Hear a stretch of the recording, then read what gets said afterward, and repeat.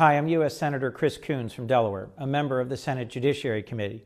I just want to speak with you for a moment about where we stand on the Judiciary Committee as we consider President Trump's nominee for a vacancy on the U.S. Supreme Court, Judge Brett Kavanaugh.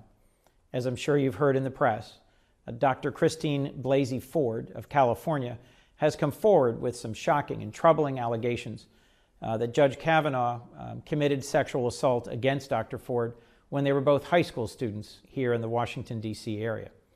I think it is critical that the Judiciary Committee conduct a further inquiry into this allegation and into Judge Kavanaugh's character, integrity, and appropriateness for the Supreme Court.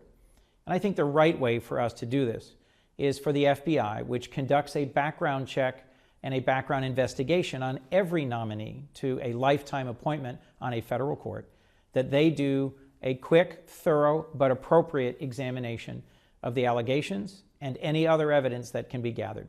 Already in just a few days, many people have come forward who were high school classmates or members of the community who knew either Judge Kavanaugh or Dr. Ford or both. And if we look back at a previous example somewhat similar to this, where then D.C. Circuit Court Judge Clarence Thomas had been nominated, the confirmation hearing process had gone forward, and there were late-breaking allegations of sexual assault. At the direction of the White House, the FBI then expanded the background investigation, and by the time that the Senate Judiciary Committee held the second stage of the confirmation hearings for Justice Thomas, it wasn't just the word of Professor Anita Hill against then Judge Thomas. There were nearly 20 other witnesses who came forward to provide additional testimony. I don't see why it is so urgent that we have this final confirmation hearing with Judge Kavanaugh just a few days from now, and it is my hope that we will demonstrate that we have learned some things in the last few decades since the confirmation of Justice Thomas, that we recognize and respect that for Dr. Ford to come forward with this truly disturbing allegation must be very difficult for her. It has put her and her family at risk. It has brought forward decades-old disturbing memories.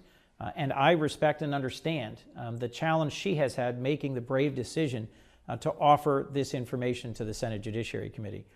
I think if we're to try and demonstrate the best traditions of the American Congress and of our system, we will try and craft a hearing that is both fair and appropriate to Judge Kavanaugh and gives him an opportunity to be heard, but that also demonstrates that we believe Dr. Ford, that we welcome her testimony, and that we will provide her an opportunity to be heard after an appropriate investigation by federal law enforcement.